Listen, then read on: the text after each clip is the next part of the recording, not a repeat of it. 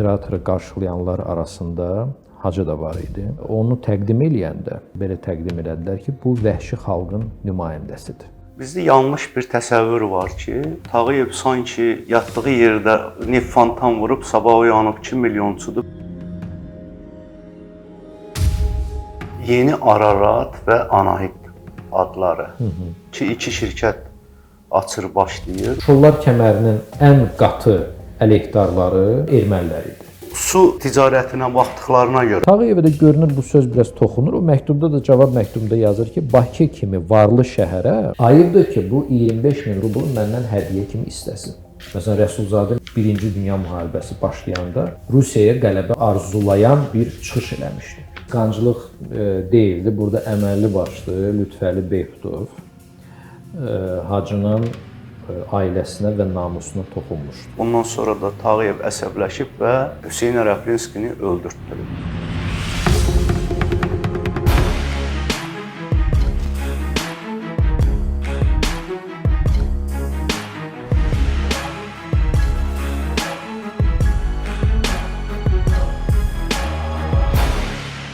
Salam əziz tamaşaçılar. Bugünkü qonağımız tarix elmlər doktoru, dosent Fərhad Cabbarovdur. Fərhad müəllim 18 kitabın müəllifi və həm müəllifidir. Tarix muzeyinin direktor müavinidir. Xoş gəlmisiniz Fərhad müəllim. Təşəkkür edirəm. Fərhad müəllim, sizin sonuncu kitabınız Hacı Zeynalabdin Tağıyevlə bağlı idi. Bizim bugünkü mövzumuz da Hacı Zeynalabdin Tağıyev şəxsiyyəti və onun ətrafındakı həm tarixi həqiqətlər, həm də bir növ söz söhbətlərlə bağlı aydınlıq gətirməyə çalışacağımız məqamlardır. Öncə söhbətimizə Hacı Zeynalabdin Tağıyevin doğulduğu ailə ilə başlamamızı xahiş edirəm. Ümumiyyətlə, biz onun şəxsiyyətini tam dərk etməyimiz üçün həm də onun hansı mühitdə formalaşdığını bilməyimiz lazımdır. Zeynalabdin Tağıyev Bakıda anadan olub. Çox kasıb ailədə. Onun atası başmaqçı idi. Çox erkən yaşda anasını itirmişdi. Və ailə çox uşaqlı olduğu üçün və faktiki o vaxt yalnız atası işlədiyinə görə kiçik Zeynalabdin artıq 5-6 yaşından işləməyə məcbur olmuşdu. Onun tərcümə halından məlumdur ki, bənna yanında bir köməkçi işləyirdi, palçıq daşıyan. Onun ilk peşəsi palçıq daşıyan olub. Sonra öz sənətini təkmilləşdirib, demək, usta köməkçisi olub, ondan sonra bənna olub. Və yavaş-yavaş müəyyən deməli kapital toplayaraq əvvəl ticarətlə məşğul olmağa başlayıb, sonra isə keçib neft biznesinə və siz doğru qeyd elədiniz ki, Tağıyevi daha yaxşı dərk etmək üçün onun keçmişinə, onun ailəsinə nəzər salmaq lazımdır. Çünki bu insan doğrudan da ən kasıb, imkansız ailədən çıxaraq eyni zamanda Azərbaycan tarixinin ən varlı və ən səxavətli mesenatlarından biri səviyyəsinə yüksələ bilmişdi. Və həmişə də bu insan öz keçmişini çalışırdı unutmasın. Vaxtilə keçirdiyi o çətinlikləri, istər maddi çətinliklər, istər mənəvi çətinliklər, onları unutmasın. Və çox güman ki, onun bu qədər səxavətli, xeyirxah olmasının səbəblərindən biri həm də onun doğulduğu və yaşadığı mühit olub. Yəni, onun o çətinliklə keçirdiyi həyat olub ki, sonradan o imkansızlara, kasıblara kömək olub, dəstək olub. Mən burada bir məqamı da qeyd eləmək istəyirəm, onun ailə uşaqlığı ilə bağlı. Məlum məsələdir ki, Tağıyevin yaşadığı mühit çox kasıb olduğu üçün o təhsil ala bilməmişdi. Bu sual çox tez-tez verilir bəzən ki, yəni niyə o oxuya bilmirdi və sonra niyə təhsil ala bilmədi? Çünki buna sadəcə olaraq imkan yox idi. İmkan yox idi. Sonrakı hadisələr isə onun sonrakı həyatı belə gətirdi ki, o artıq sahibkarlıq fəaliyyəti ilə məşğul olmağa başladı və oxumağa vaxtı yox idi. Amma bu insanın özündə bir fitri istedad var idi. Heç bir təhsil almasa da, yazıb oxumağı bacarmasa da, öz biznesini elə qurmuşdu ki, yəni sanki bu adam hansı bir ali məktəb bitirib və biznesin idarə edilməsinin ixtisasına yiyələnib. Akademik səviyyədə idi. Bəli, bəli. Sözsüz ki, onun köməkçiləri olub, məsləhətçiləri olub, amma burada əlbəttə onun şəxsi keyfiyyətləri çox böyük rol oynayıb. İndi burada danışığınızda iki məqam diqqətimi çəkdi. Birinci məqam budur ki, yəni həmin dövrdə biz bilirik ki, Bakıda cürbəcür millətlərdən çox sayda milyonçular var idi də. Amma onların heç biri Hacı Zeynalabdin qədər belə xeyriyyəçiliklə, yəni var idi, xeyriyyəçiliklə məşğul olanlar var idi. Himayədarlıq, cürbəcür səviyyələrdə himayədarlıq edənlər var idi, amma heç biri Hacı Zeynalabdin qədər çox şaxəli xeyriyyəçiliklə məşğul olmurdu. Sizcə bu onun kasıbçılığından mı irəli gəlirdi, yoxsa bunu nə ilə əlaqələndirmək olar? Mən bu suala elə Hacının öz sözləri ilə cavab verərdim. Çünki mən bunu kitabımda da vermişəm. Onunla ünsiyyətdə olmuş bir nəfər öz xatirələrində bunu yazıb ki, Hacı bir dəfə ona danışıb, nədən sonra o qərara gəlib ki, xalqın savadlanması üçün, xalqın irəli getməsi üçün o vəsaitlər sərf etməlidir. Bu da məşhur bir hadisə idi. Demək, Rusiya imperatoru 3-cü Aleksandr Bakıya səfərə gəlirdi və orada deməli imperatoru qarşılayanlar arasında Hacı da var idi və onu təqdim eləyəndə imperatora rus dilində belə təqdim elədilər ki, bu vəhşi xalqın nümayəndəsidir. Yəni biz bilirik ki, o vaxtki Rus hökuməti qeyri-rus millətlərə bu cür yanaşırdı ki, onlara güya sivilizasiyanı ruslar gətiriblər və demişdi ki, bu vəhşi xalqın nümayəndəsidir. Tağıyeva bu söz toxunmuşdu, yəni bu onun özünün dediyi sözlərdir, xatirələrdir. Və o bildirdi ki, o orada yəni həmin o məmura etiraz elədi ki, biz vəhşi deyilik. Bizim zəngin tariximiz və mədəniyyətimiz var. Və dediyinə görə bundan sonra qərara gəldi ki, mən öz xalqımın rifahı üçün, onun çiçəklənməsi üçün əlimdən gələni etməliyəm ki, mənim xalqıma bundan sonra vəhşi gözü ilə baxmasınlar. Digər tərəfdən siz toxundunuz bizim digər milyonçularımıza. Sözsüz ki, onlar doğru deyirsiniz ki, onlar da xeyriyyəçiliklə məşğul olublar. Amma əlbəttə Tağıyev miqyasında olmayıblar.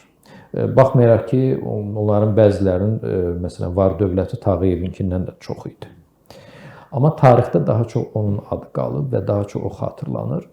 Mən düşünürəm ki, burada Tağıyevin özünün öz missiyasını dərk etməsi amili çox güclü rol oynayıb. Burada onun dini baxışları da rol. Sözsüz bir mənalı olaraq, yəni İslam dinində əl tutmaq, səxavət göstərmək bu bir Allaha xoş gedən bir əməldir. Tağıyev də Allaha inanan adam olub. Ona görə burada mütləq bu amili biz nəzərə almalıyıq ki, dini amil burada çox böyük rol oynamışdır. İkinci bir tərəfdən bu müəyyən imtiyazlar da verirdi. Üzr istəyirəm, bunu indi bu məqama toxunmamışdan qabaq, çünki zaman-zaman Tağıyevin əleyhinə danışan insanların əllərində əsas iddialardan biri bu idi ki, o sərvətini qorumaq üçün bu xeyriyyəçilikdən bir qalxan kimi istifadə edirdi. Bu imtiyaz məsələsinə gələndə xahiş edirəm həm də bu məqama da bir aydınlıq gətirək. İmtiyaz, yəni mən nə mənada bunu nəzərdə tuturam? Rusiyada o vaxt bu mesenatlıqla məşğul olan xeyriyyətçilərə dövlət tərəfindən yüksək təltiflər verilirdi, ordenlər verilirdi. Onlara məsələn müəyyən vergi güzəştləri olunurdu. Və bir növ, yəni imperatorun, hökumətin gözündə həm də bu sahibkar üçün bir nüfuzunu artırmaq imkanı yaradırdı. Bu imtiyazdan söhbət gedir əlbəttə. O ki qaldı siz dediyiniz məsələyə. Bilirsiniz, o vaxt axı bu bolşevik dövrü deyildi ki, Tağıyevin var dövlətinə hansısa bir təhlükə yaransın. Rusiya dövləti o vaxt azad sahibkarlığı və bazar iqtisadiyyatı şəraitində inkişaf edən dövlət idi. O vaxt elə bir ənənə yox idi ki, hansısa sahibkarın əlindən nəyisə alsınlar və o sahibkar özünü qorumaq üçün məcbur olsun hansısa hökumətə xoş olsun deyə bir addımlar atsın. Çünki biz bunu təkcə Tağıyevdə, təkcə Azərbaycanlılarda, müsəlmanlarda yox, ümumiyyətlə Rusiyada belə bir ənənəni görmürük. O Sovet dövründə bəli belə şeylər oldu ki, məsələn sahibkarları müflis elədilər, əllərindən aldılar varidatı. Amma burada yəni nədənsə qorxmaq, nədənsə çəkinmək məsələsi yox idi. Həm də bir şey deyim sizə. Tarixi faktlar göstərir ki, bəzən elə olurdu ki, Tağıyev hətta hökumətin müəyyən şərtlərdən və müəyyən tələblərindən qarşı çıxa bilirdi. Yəni burada biz bir mənalı deyə bilmərik ki, hökumət nə deyirdisə, Tağıyev bununla dərhal razılaşırdı. Mən xüsusilə bu Qızlar Məktəbinin açılması məsələsində Tağıyevin hökumətlə bir çox məsələlərdə ciddi fikir ayrılıqları oldu və maraqlısı odur ki, sonda Tağıyev qalib gəldi. Yəni Rusiya hökuməti yox, Tağıyev qalib gəldi. O məqama toxunarıq. Burada bayaq söhbətimizin əvvəlində dedim ki, iki məqam diqqətimi çəkdi. Birini sual verdim. Digəri də bu idi ki, bizdə yanlış bir təsəvvür var ki, Tağıyev sanki birdən-birə gecə yatdığı yerdə neft fontan vurub, sabah oyanıb 2 milyonçudur. Bizdə belə bir təəssürat var. Amma oxuduqda görürsən ki, əslində o neftə qədər bu uzun müddətli bir fəaliyyət durur bunun arxasında. Ona qədər nə ilə məşğul olurdu? Mən bayaq dedim ki, onun peşəsi, deməli, usta köməkçisi, ondan sonra bənna və bundan sonra artıq Tağıyev padryat işləri ilə məşğul olmağa başladı. Evlərin tikintisini padrata götürürdü. Bir qədər vəsait topladıqdan sonra isə artıq başladı ticarətlə məşğul olmağa. Tacir idi. Bu da biz bilirik ki, müsəlman dünyasında çox şərəfli peşədir. Və mən sizə deyim ki, Tağıyev çox uğurlu tacir oldu. Tacirlər Bankını həmin vaxt yaratdı. Yox, Tacirlər Bankını artıq milyonçu olandan sonra, bəli, xeyli sonra 20-ci əsrin əvvəllərində. Amma burada hələ söhbət gedir 19-cu əsrin ortaları. Hələ heç Bakıda neft bumu başlamayıb. Baxın, yəni neft bumu başlamayıb, amma Tağıyev artıq nüfuzlu tacirdir. Məsələn, müxtəlif manufaktura məhsulları, sonra deyək ki, ağ neft satışı üzrə bunun öz ticarəti var idi. Kiçik bir ağ neft emal edən zavodu var idi. Hələ neft bumu başlamayıb. Və doğrudan da biz deyəndə ki, məsələn, başmaqçının oğlu palçıq daşıyan Tağıyev döndü oldu milyonçu. Biz biraz bu onun keçdiyi yolu bəsitləşdiririk. Əslində belə olmayıb. Düzdür, neft bumu vaxtı olub belə şeylər ki, insanlar bir qədər pul əldə ediblər, gedib nefti torpaq alıblar. Bir gecənin içində, bir günün içində varlı olublar. Amma Tağıyev belə olmayıb. Həm də burada bir məntiqsizlik də var, üzr istəyirəm. Nə mənada? Çünki bu adam 5 il eyni yerə sərmayə qoy, fəhlə işlət. Ya bunun üçün bir maliyyə lazımdır, arxasında bir güc. Biz burada milyonçu ilə varlı anlayışını gərək mütləq fərqləndirək. Neft biznesinə gələndə Tağıyev, o artıq varlı idi. Milyonçu deyildi, amma varlı idi. Kasıb deyildi. Bunu mütləq biz nəzərə almalıyıq. Varlı gəlmişdi və doğrudan da, məsələn, biz baxırıq 1872-ci ildə bizdə ilk neft hərracı keçirildi. Orada təsəvvür edin ki, cəmi 2 nəfər Azərbaycanlı olub. Biri Tağıyev idi, bir də Ağabəy Səlimxanov idi. Digər soyadların hamısına baxanda hamısı qeyri-millətlərdir. Siz təsəvvür edin ki, bu 2 nəfər Deməli bunların imkanı olub ki, Hər ruslar və digər millətlərlə bərabər səviyyədə bunlar bu hərracıda iştirak eləsinlər və orada qalib gəlirlər. Tağıyev Bibiheybətdə neft torpaq alır. 73-cü ildə başlayır oranı qazmağa. 5 il vaxt sərf olunur ona. Siz deyən kimi ona maliyyə vəsaiti lazım sözü. Kasıb adam heç vaxtı buna baş qoşa bilməzdi. 78-ci ildə isə artıq o fontan vurandan sonra, bax ondan sonra biz deyə bilərik ki, doğrudan da Tağıyev milyonçuya çevrilib. Və artıq sonra öz biznesini genişləndirib, təkcə neftlə yox, ümumiyyətlə başqa sahələrlə də. Hissədarların da payını alır. Alır, bəli. Onlar çünki bu işin ümumiyyətlə heç bir nəticə verəcəyinə inanmırdılar və onu da inandırmağa çalışırdılar ki, biz bu işi gəl ataq. Amma Tağıyev nəsə özünə məxsus bu inadkarlıqla bu işi davam elətdirib və hətta onların payını da alıb, fəhlələri, yəni belə imkan tapıb onların maaşını verib, nəhayət 78-ci ildə neft fontan vurdu. Demək Tağıyev portretində bir cizgi də budur ki, çox prinsipial insan olub da. Bəli. Ruhdan düşməyib çünki heç bir nəticə verməyən yeri 5 il qaz və əmin ol ki, buradan nəsə çıxacaq. Bu bir detal da əlavə eləmiş olur Tağıyev haqqında bizim bilgilərə. Həm də biz nəzərə alsaq ki, doğrudan da belə hadisələr olub ki, insanlar illərlə o torpaqda neft axtarıblar, amma son nəticədə neft çıxmayıb oradan və müflis olublar. Yəni Tağıyev görünür o tərəfi də bilirdi. Riskə gedirdi ki, müflis ola bilər. Bu məqamda bir şey soruşum, həm də keçid sual olaraq. Demək, o doğrudurmu ki, yanılmıramsa bu bir müddət, bir neçə il öncə dərslik kitablarında da olub ki, Tağıyev paltarını, fəhli işlədiyi vaxt paltarını sonra milyonçu olanda həmin paltarı divarından asırmış ki, o günlərini unutmasın. Belə bir fakt var, yoxsa? Belə bir fakt danışırdılar. Yəni bu bilirsiniz, bu rəvayət də ola bilər, həqiqət də ola bilər. Bunun başqa bir versiyası da var ki, paltar yox, baltasını asırmış öz iş otağında. O özünün ilk əmək alətini ki, hər dəfə yadına salsın ki, o hardan hara gəlib çıxıb. Ola bilər, yəni bu hadisə, bunu yəni inkar da eləyə bilmərik. Amma siz rast gəlməmisiniz də? Yox, mən rast gəlməmişəm. Mənbələrdə rast gəlməmişəm buna. Tağıyev 1896-cı ildə neft biznesini satdı. Doğrudurmu? Bəli. 5 milyon rubla. Bəli.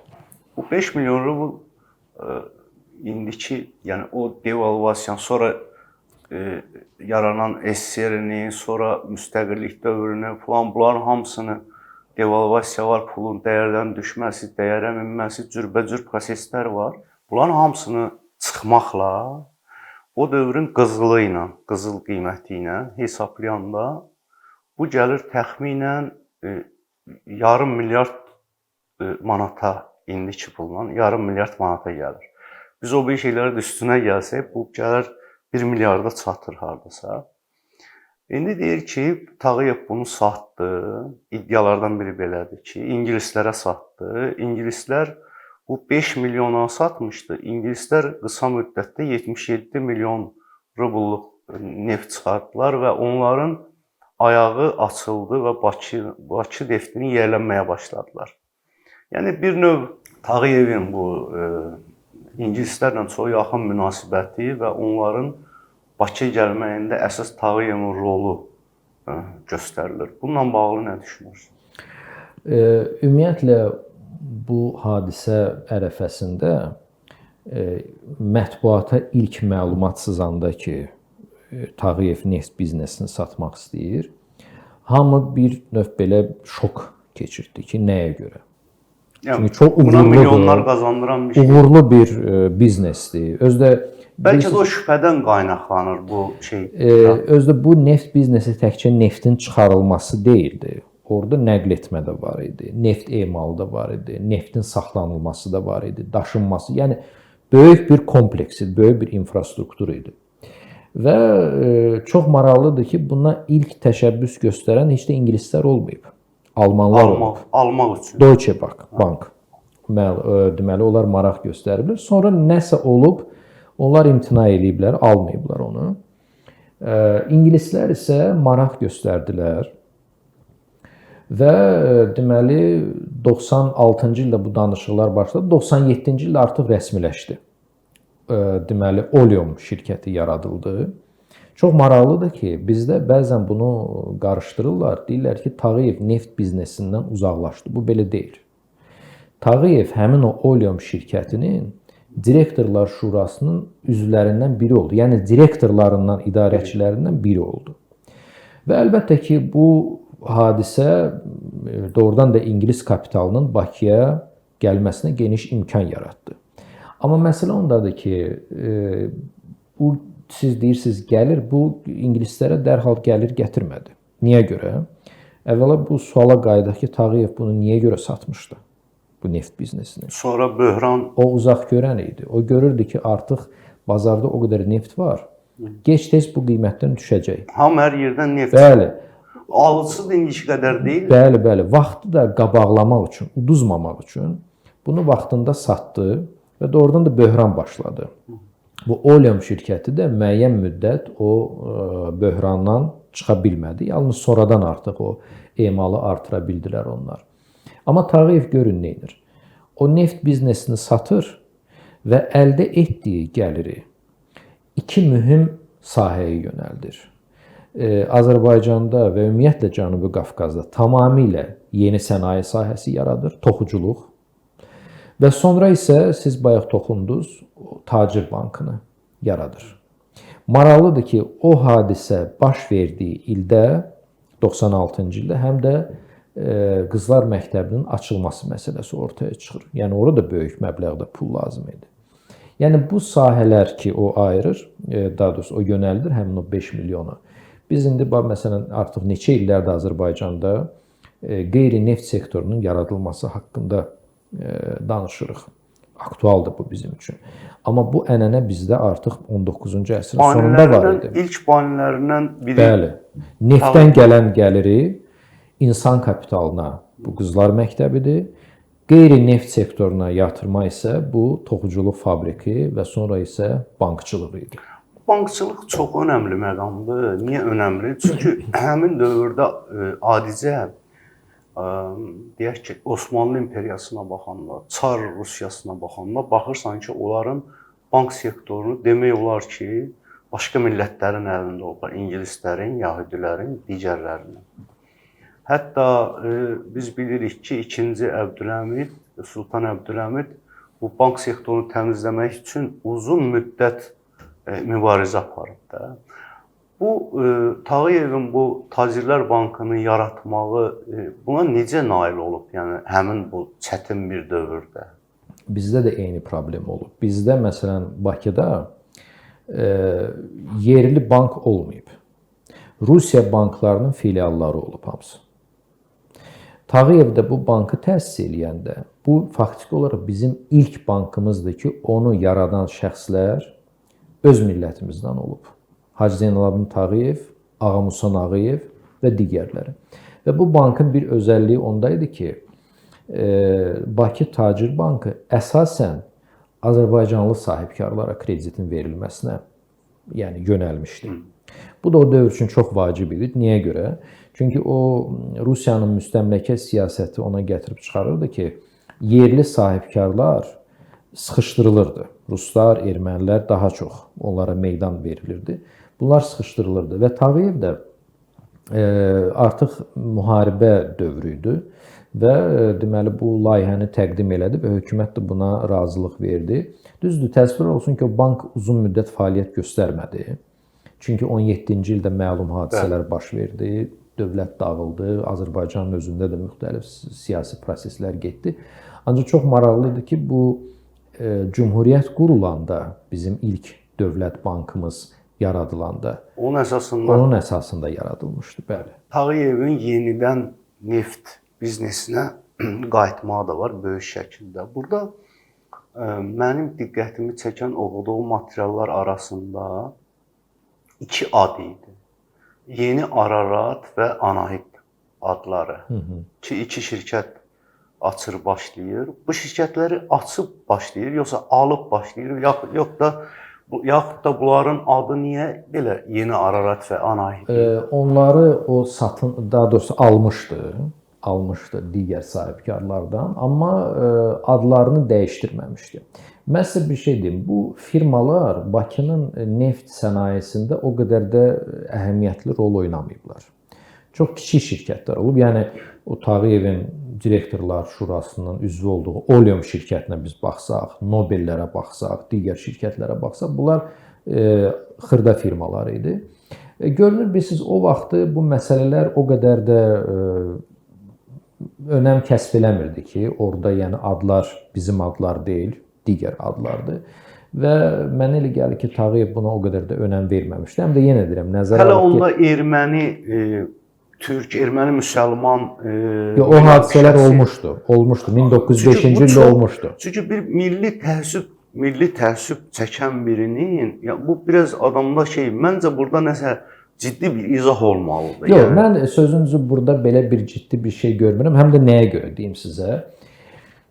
Bütün bu münasibətlərin, münaqişələrin olmasına baxmayaraq, Azərbaycanlı sahibkarlarla erməni sahibkarları sonrakı dövrdə çox normal münasibətlərdə idilər. Mən hətta sizə başqa bir nümunə deyə bilərəm. Yəni biz 18-ci il mart soyqırımı, bu artıq ayrıca bir tarixdir, amma mən nəyə gətirib çıxarmaq istəyirəm? Məsələn, mart soyqırımından sonra biz o boyda hadisələrdən sonra ermənilərə öz parlamentimizdə yer vermişdik. Bəli. Hətta Cümhuriyyət hökumətində nazirlərdən biri erməni idi, Amaspyor. Biz ona, yəni ermənilərə orada yer də vermişdik. Bilirsiniz, ola bilər ki, biraz bu bizim bu tolerantlığımızınmı, bir qədər demokratikliğimizinmi, nəyinmi səbəbidir? Çətindir indi bugün izah eləmək, amma biz bugünkü dövrün nəzəri ilə baxanda əlbəttə bu bizdə suallar yaradır ki, nəyə görə məsələn bu ad dəyişdirilmədi və s. Görünür o dövrdə o dövrün adamları üçün bəlkə də belə əhəmiyyətli bir məsələ deyildi. Aydındır. Biz bilirik ki, onun ən çox uğrunda mübarizə apardığı, yəni siz də bayaq toxundunuz, bu Qızlar Məktəbinin açılmağıdır da. Ya bunun üçün həqiqətən də xeyli güc sərf eləyib, həm də maddi vəsait xərcləyib. Ümumiyyətlə bu prosesi bizə daha detallı, yəni onu qarşılaşdıqca bu aydındır. Həmin dövrün həm siyasi, həm iqtisadi mənzərəsi, həm Çar Rusiyasının bizə baxışı, bunlar hamısı aydındır. Amma bunları necə yola gətirib, necə başqa dəstəkçiləri olubmu, təkmi bunu nail olub, necə baş verib bu şeylər? 1896-cı ildə Çar 2. Nikolayın tac qoyma mərasimi keçirilməli idi və o ərəfədə bu ideya ortaya çıxdı ki, deməli, müsəlman qızlar üçün dünyəvi məktəb yaradılsın. Və hətta sonra Tağıyev təklif elədi ki, bu məktəbin adını da deməli Çarın arvadı İmperatriça Aleksandra Fyodorovnanın adını versinlər. İki tərəfdən təzyiq var idi. Bir, Çar hökuməti. Yəni Çar hökuməti nə istəyirdi ki, Tağıyev maliyyə vəsaiti versin, məktəbi tikdirsin. Amma məktəbin idarəçiliyini hökumət özü aparsın. Yəni müəllimlərin ora təyinatı, qızların seçilməsi, hansı fənlər tədris olunacaq və s. Tağıyev əlbəttə buna etiraz elədi. Yəni bildirdi ki, əgər mən bu məktəbi tikdirirəmsə, əgər mən onun fəxri himayədarıyamsa, bu təkcə yəni maliyyə verməklə kifayətlənməməlidir. Mən həm də bu məktəbin idarəçisi olmalıyam. Müəllimlərin seçimi də məndə olmalıdır, o hüquq, himayədarlar şurasının üzvlərinin də və s. və ilaxır. Hökumət çox ciddi cəhdlə buna qarşı çıxırdı. Hətta xüsusi bir layihə də hazırlamışdı. Tağıyevin öz layihəsi var idi, bunların öz layihəsi var idi.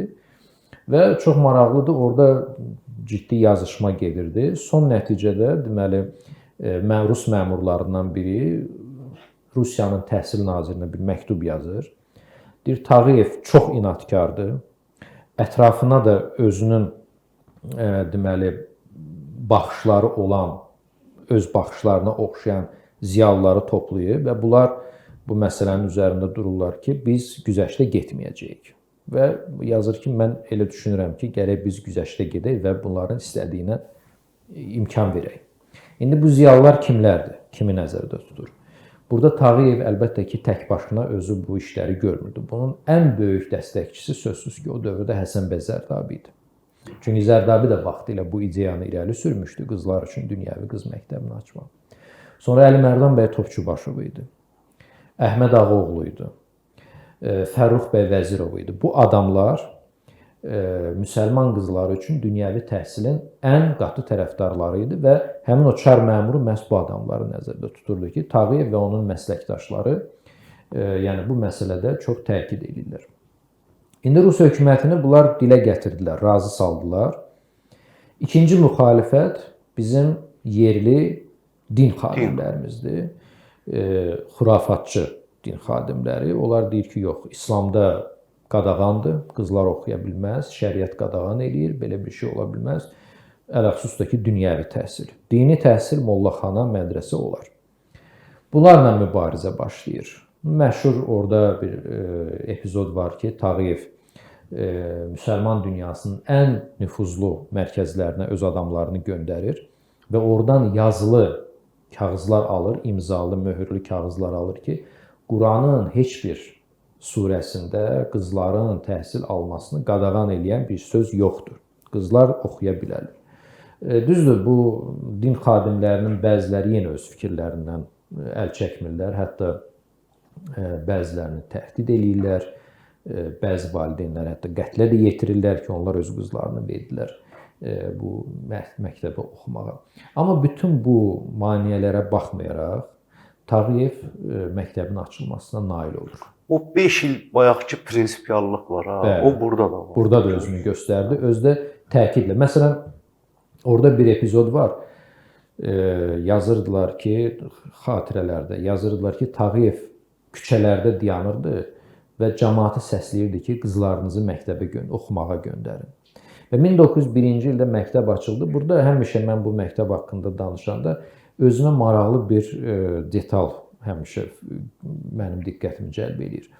Qəbul olunan uşaqların böyük əksəriyyəti Bakıdan deyildi. Şuşadan gəlmişdi. Şuşadan.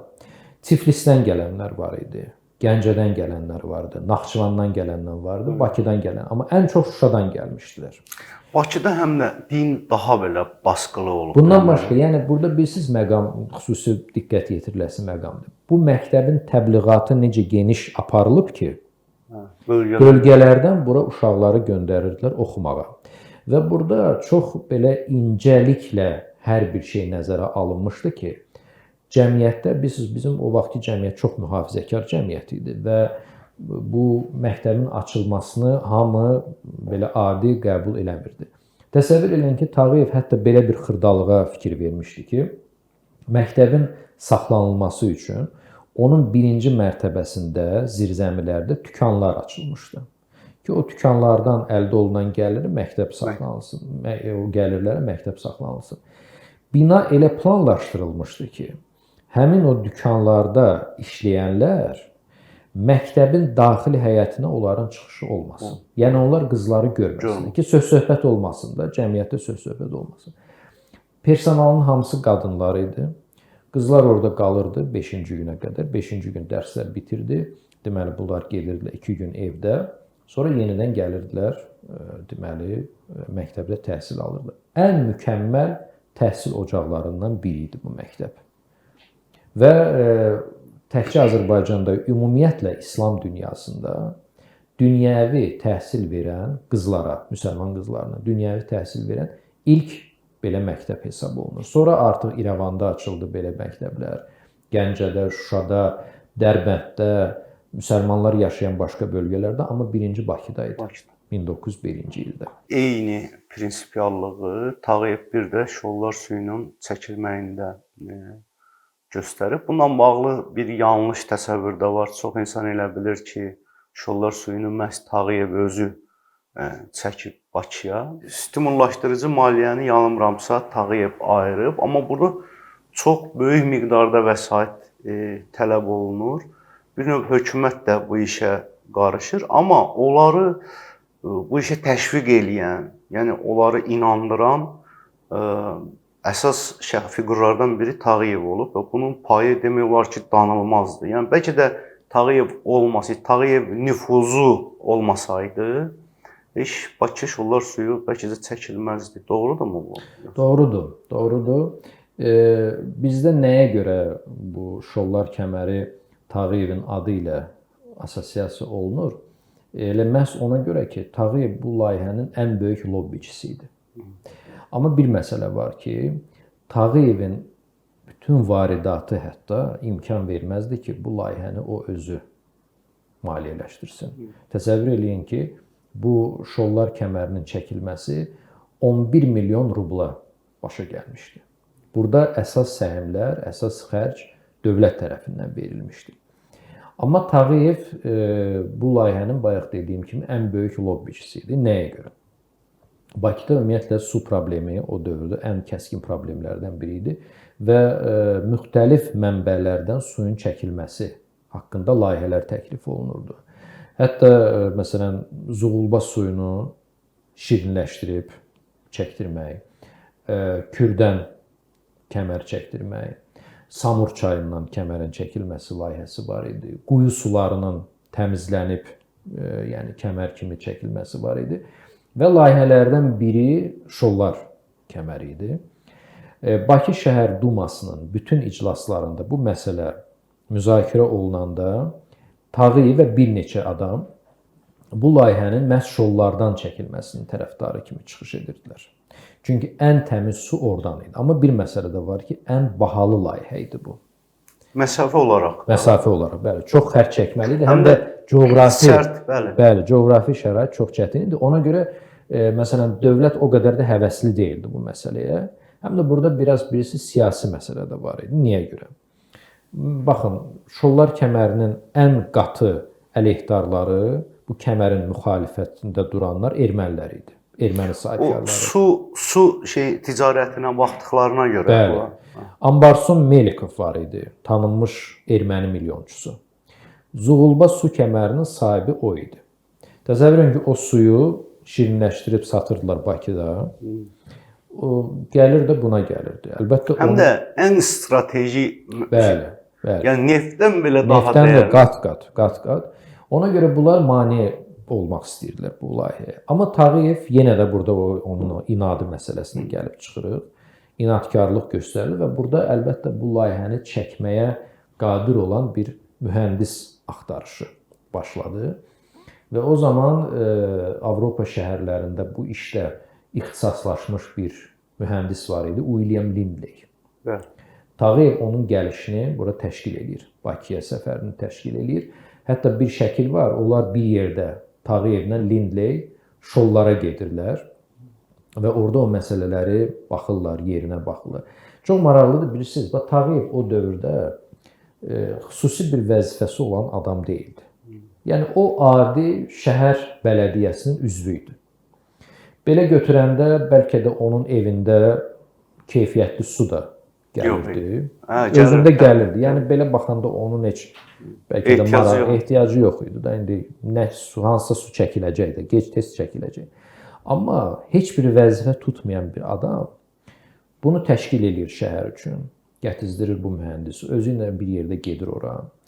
Parisə səfər edir özü Parisə gedəndə. Parisdə su kanalizasiya sisteminin qurulmasını öyrənir, araşdırır. Belə götürəndə onun nəyinə lazım idi bu? Gəlir və burada şəhər dumasında bu layihənin gerçəkləşməsi üçün məsələ qaldırır, təkidlə ki, bu məsələ olsun. İndi bir şey də deyim sizə. Bizdə bəzən yazırlar ki, Tağıyev 25.000 rubl vermişdi bu kəmərin çəkilməsi üçün. Orada məsələ bir qədər fərqli olub. Yəni sənədlər başqa cürdür. Başqa cür əks edir bu məsələni. Tağıyev şəhər başçısına məktub yazır ki, əgər şəhərin pulu indi yoxdursa, mən 25.000 rublu verirəm. Gedin şollarda eksperimental quyu qazın. Əgər oradan su çıxmasa və yaxud da ki, Lindley dediyi kimi keyfiyyətli su çıxmasa, bu 25.000 rublu mən şəhərə bağışlayıram. Yox, əgər o su tapılsa və sübut olunsa ki, bu keyfiyyətli sudur, siz maliyyə ayırırsınız, kəmər çəkilir, o 25 min rublu da mənə qaytarırsınız. Şəhər başçısı da Tağıyevə cavab məktubunda, yəni bu arxiv sənədidir, bu yəni real faktlardır. Şəhər başçısı da ona yazır ki, biz bunu eləyərik, amma o 25 mini tapsaq da, tapmasaq da qaytar. Sən bunu şəhərə hədiyyə elə. Tağıyevə də görünür bu söz biraz toxunur. O məktubda da cavab məktubunda yazır ki, Bakı kimi varlı şəhərə ayıbdır ki, bu 25 min rublu məndən hədiyyə kimi istəsin. Əgər belədirsə, onda heç mən o pulu vermirəm. Gedin özünüz o vəsaiti tapın. Yəni o 25 mini vermir. Amma son nəticədə yenə Tağıyev dediyi olur. Olur, bu deməli layihə təsdiqlənir. Amma təsəvvür edin ki, 1909-cu ildə təsdiqlənir. Kəmər yalnız 1917-ci ildə açılır. O tikintisi, sonra müharibə başlayır 14-cü ildə və s. çatmır problemlər və s. 17-ci ildə açılır və o vaxtki şəhər başçısı Tağıyevə, daha doğrusu keçmiş şəhər başçısı Tağıyevə telegram vurur. Tağıyev çünki o açılış mərasimində iştirak edə bilmir, xəstə olur o vaxt. Ona telegram vurur və deyir ki, siz həmişə öz çıxışlarınızda bu sözü deyirdiniz. Su, su, şollar. Bizə bu lazımdır. Nəhayət ki, siz bunun bəhrəsini gördünüz. Şəhər bunun bəhrəsini gördü. Deməli, Tağıyevlə bağlı çox məşhur yayılan məsələlərdən biri də bu Pakistan məsələsidir. Yəni, biz bilirik ki, həmin vaxtı Pakistan deyə bir yer yox idi. O, Hindistanın tərkibində idi. Amma Hindistan müsəlmanları da həmin dövrdə həqiqətən çox güclü idilər, belə deyək. Biz bunu cürbəcür, adi Osmanlı daxilində baş verən proseslərdə də görürük ki, dəfələrlə Sultan onlardan yardım istəyəndə, onlar külli miqdarda vəsait öz aralarını toplayıblar, qızıl zinət əşyaları toplayıblar. Belə həm fiziki baxımdan, həm maddi baxımdan proseslərdə iştirak ediblər. Bu baxımdan Hacı Zeynalabdinin o Hindistan müsəlmanları ilə əlaqədə olmağı çox təbii görünür, yardım etməyi də təbii görünür. Amma bu faktlar varmı, yəni tarixi sübutlar varmı bunun olması ilə bağlı? Belə deyim sizə, bu vaxta qədər, yəni mənim araşdırdığım arxiv sənədlərində və mətbuat materiallarında buna dair heç bir fakt aşkar olunmayıb. Yeganə fakt var ki, Tağıyev Kəlküttə şəhərində çıxan bir qəzetə, müsəlman qəzetinə maliyyə yardımı göstərib və həmin qəzetin abunə pulunu, Qafqazdakı abunə pulunu ödəyib. Hindistanda çıxan. Amma qaldı ki, Hindistan müsəlmanlarına, bizdə siz deyən kimi Pakistana deyirlər, kömək göstərib. Buna dair hələ ki bir fakt aşkar olunmayıb. Hər halda, əgər belə bir fakt varsa, biz onun ən azından bir sübutunu görməliyik. Yəni bu elə-belə söz Pakistan dərsliklərində belə bir şey var mı? Mən dəqiqləşdirmişəm, onu soruşmuşam. Buna da bir təsdiqləyici cavab almamışam Pakistanın öz vətəndaşlarından. Görməyiblər yəni. Onlar deyirlər ki, biz eşitməmişik. Ola bilsin ki, hansısa kitabda bu ola bilər. Mən bu faktı inkar eləyə bilmərəm. Nəyə görə? Çünki nə təsdiq edici bir şey var, nə də inkar edici bir şey var. Bunu sözsüz ki, gələcək araşdırmalar ancaq sübut edə bilər ki, hər halda belə bir şey olsa, bu bizim üçün də başucalığıdır və çox xoş bir məqamdır ki, artıq o zaman Tağıyev Hindistan müsəlmanlarına köməklik göstərir və bu gün də biz bilirik ki, Pakistanla bizim nə qədər sıx münasibətlərimiz olub. Yenə də deyirəm, bunu ancaq araşdırmalar, o dövrün bəlkə də Hindistanda çıxan qəzetlərdə bu fakta rast gəlmək olar. Çünki hər halda bizdə hələ ki buna rast gəlmir. Əslində olsa da, olmasa da xalqları yaxınlaşdıran bir rəvayətlərdən. Əgər xeyirlidirsə, niyə yaşamasın? Sözsüz. Mən ümumiyyətlə hesab edirəm ki, Tağıyev haqqında bəzi rəvayətlər ki var, siz deyən kimi, əgər onlar ziyanına deyillərsə, buna normal yanaşmaq lazım. Çünki Tağıyev o qədər sağlığında əfsanələşmiş bir insan olub ki, onun haqqında bu cür rəvayətlərin olması normaldır. Yəni biz buna normal yanaşmalıyıq. Çünki dünya tarixində, təcrübəsində belə faktlar çoxdur. tanınmış insanlar haqqında əfsanələr dolaşır. Tağıyev də bizim 19-cu əsrdə ən tanınmış, ən böyük şəxsiyyətlərimizdən biridir. Belə rəvayətlərin olması normaldır. Siz dediniz Hindistanda qəzetin maliyyələşməsi məsələsinə kömək edir. Yanılmıramsa Qazaxıstanın da ilk qəzetinə, milli qəzetinin maliyyələşməsinə onun rolu böyükdür. Bəli. Elə belə də adlanırdı, Qazaxıstan qəzeti adlanırdı. Təsəvvür edin ki, bu qəzetin çıxması üçün Qazax bəylərindən, Qazax sahibkarlarından heç kəs irəli düşmədi. Və 2 nəfər ziyalı Bakıya göndərilir ki, gəlsinlər Tağıyevlə görüşsünlər və ona bu barədə ağız açsınlar. Onlar sonra o qəzetdə bu görüşü təsvir edirlər ki, biz gəldik, Hacı ilə görüşdük və Hacı o dövr üçün 1000 rubl, böyük pul idi o qəzetin çıxması üçün, 1000 rubl vəsait ayırmışdı. Yəni, bu Qazaxlar indiyə qədər məsələn bu faktı çox böyük minnətdarlıqla xatırlayırlar ki, onların ilk milli qəzetinə Azərbaycanlı sahibkar dəstək olub. Bəlkə də dəstək olmasaydı illər sonra. Bəli, hətta öz qəzetlərində də bunu yazırlar ki, bizimkilərdən heç kəs kömək eləmədi, amma Bakıda yaşayan bir milyonçu, Azərbaycanlı milyonçu bizim səsimizə səs verdi. Fərhad xanım, deməli bu məsələlərdə bir önəmli məqam var ki, biz bilirik ki,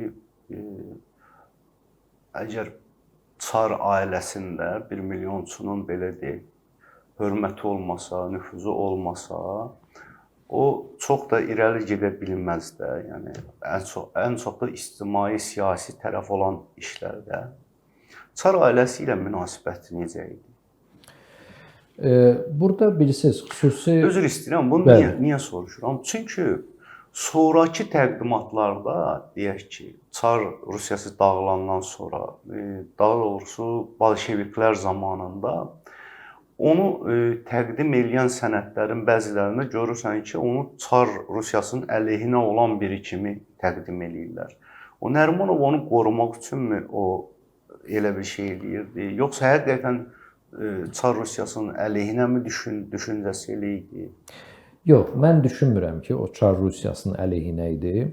Əvvəla o Rusiyanın təbəəsi idi. Tağıyev gözünü açanda artıq Azərbaycan Rusiyanın hakimiyyəti altında idi.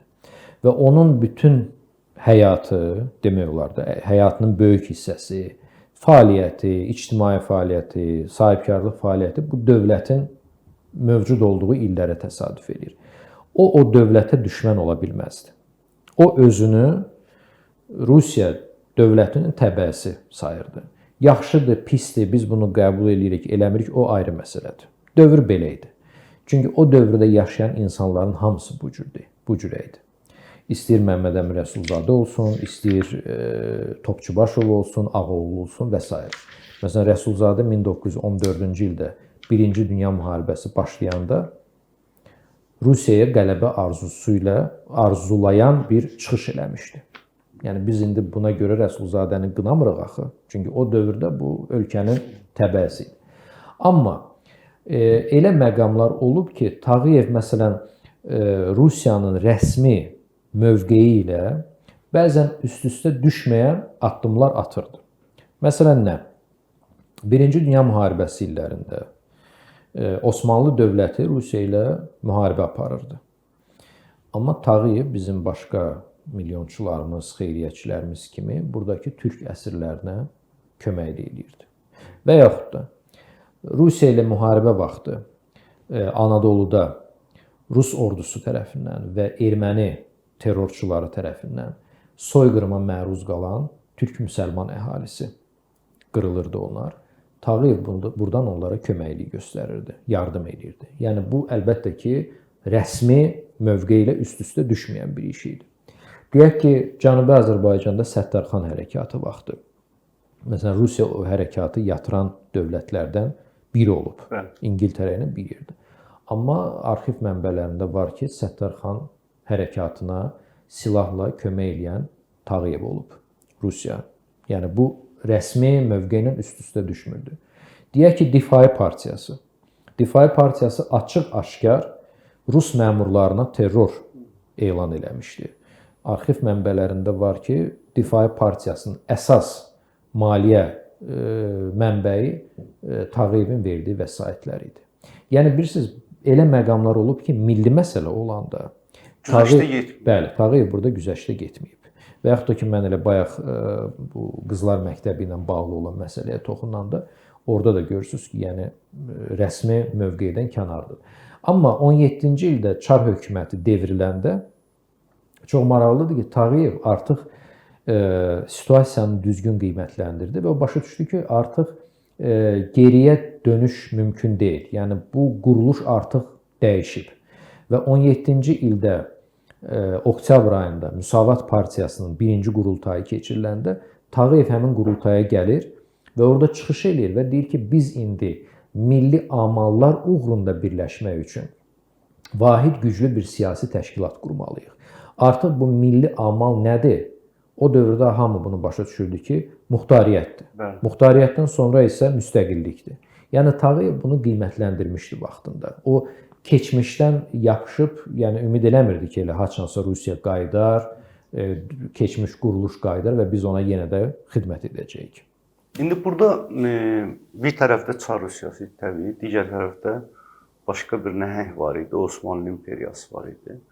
Biz bilirik ki, dəfələrlə Hacı Zeynalabdindən kömək istəyiblər, yardım istəyiblər Osmanlı ərazilərindəki türklər və yaxud müsəlmanlar. Məsələn, Bolqarlardan qaçan müsəlmanlar yardım istəyiblər. Ondan sonra Ədirnədən yardım istəyiblər. Amma bu heç birini geri çevirməyib və hamısına kömək edib. Sultana ilk Azərbaycan dilinə Hacının təşəbbüsü və maliyyəsi ilə çap olunan Quran, Azərbaycan dilinə tərcümə olunub çevrilən Qurani-Kərimi xüsusi hazırlanmış formasını Sultana göndərir. Amma bunu Misirdən gəlmiş hədiyyə kimi təqdim eləyirlər. Ümumiyyətlə, o Osmanlı Sultanla birbaşa əlaqəsi olubmu? Məktublaşması, görüşməsi? Bəzi, bunu niyə soruşuram? Bəzi tarixi seriallarda görüşüblər, belə yanlış şeylər. Tağıyev ümumiyyətlə Türkiyədə olmayıb və Sultanla da görüşməyib. Amma mən sizə bir şey deyim ki, tarixi siz dediyiniz faktlardan əlavə, tarixi arxivlərdə belə bir faktlar var ki, məsələn, rəsmi yazışmalarda Osmanlı məmurları Tağıyevi Qafqazın ən nüfuzlu müsəlmanı, Qafqaz müsəlmanlarının lideri bu cür təqdim edirlər. Və hətta Sultanın əmri ilə Tağıyev o dövrün Osmanlıların ən ali mükafatı olan deməli ordenlə təltif olunmuşdu. Çox maraqlıdır ki, bu ordenin verilməsi haqqında fərman da var.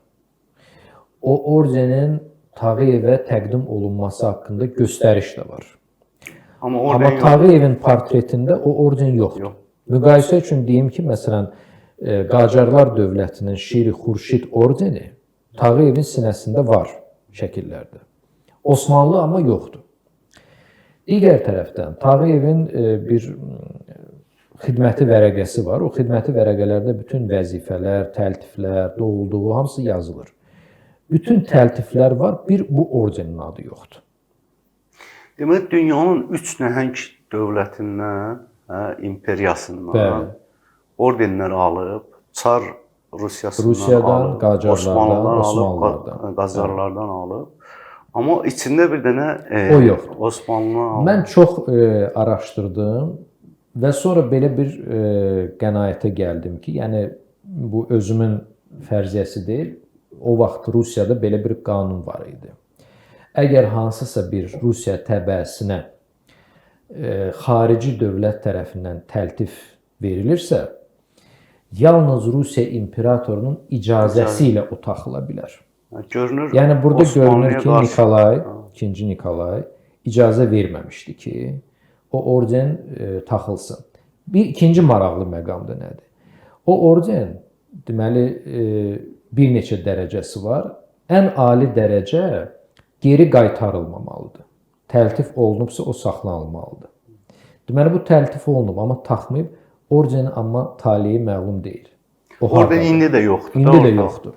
Amma qaytarılması haqqında da sənəd yoxdur, çünki qaytarılmayıb. Əslində həmin ərəfədə Osmanlı ilə Çar Rusiyasının arasında da bir gərginlik var. Onlar həmişə ümumiyyətlə münasibətlər gərgin olur. Onu taxmamağının səbəbi məlumdur yəni. Amma niyə yoxa çıxıb? Niyə yoxa çıxıb? Hə, bu çox bəlkə də sonrakı o əmlakı bəlkə də o Sovet quruluşu bolşeviklər gələndə ki, ailəni çıxartdılar evdən. Çox şeylər oğurlandı oradan. Ola bilər həmin ordenlərdə oğurlanan əşyalardan. Nuru Paşa ilə bağlı münasibətlərdə bir xeyli müzakirə olunacaq məqamlar var. Məsələn, hətta bəziləri deyir ki, bir fayton qızıl göndərib Nuru Paşaya, Hacı Zeynalabdin, Nuru Paşa ondan sonra Gəncədən Bakıya gəlib, güya gəlib Gəncədə qalıb, gəlmirmiş oradan Bakıya. Bəziləri deyir ki, qızına elçi düşüb Sara xanıma, o da verməyib. Bunu Sara xanımın öz gündəliyində elə bir şey varmı, açığı mən bilmirəm, amma məqalələrdən oxuduğum şeyə görə deyirəm. Bəziləri də oxuduqlarım, eşitdiklərim, gördüklərim Manaf Süleymanovun, üzr istəyirəm, Manaf Süleymanovun məşhur əsərinə istinad eləyib deyirlər. Ümumiyyətlə, Nuru Paşa ilə münasibətləri necə olub? Onun mülk məsələsi var ki, evini, ən gözəl mülkünü bağışlamaq istəyib. O, Bakı erməni faşistlərlə təmizləndikdən sonra. Amma o qəbul eləməyib, Nuru Paşa qəbul eləməyib. Belə bir söhbət də var. Bu barədə fikirləriniz? Bir şey deyim sizə ki, ümumiyyətlə Nuru Paşa ilə bağlı olan məsələlərin və deyilənlərin çoxsu heç bir, yəni faktla və yaxud da ki, sənədlə təsdiq olunması mümkün deyil. Yəni, lap tutaq ki, qızıl göndəribsə, bunun heç bir sənədini biz tapa bilmərik. Və yaxud da ki, evini söz veribsə bağışlamağa, yenə də buna dair heç bir sənəd ola bilməz. Bu ancaq şifahi hansısa bir söhbət ola bilərdi, danışıq ola bilərdi. Bu gün üçün də artıq bu hadisələrdən 100 ildən çox vaxt keçib, bunu təsdiq eləmək də mümkün deyil. Kimsə bunu təsdiq eləyə bilməz. Birinci məsələ ilə bağlı mən deyim sizə, bilirsiniz, Azərbaycanla, Cümhuriyyətlə Osmanlı dövləti arasındakı münasibətlərə bir qədər kölgə salmaq istəyən adamlar bu məsələni, Bakının azad olunması məsələsini hansısa pula, hansısa qızıla, hansısa bir maddi məsələyə gətirib bağlamaq istəyirlər. Bu inandırıcı deyil.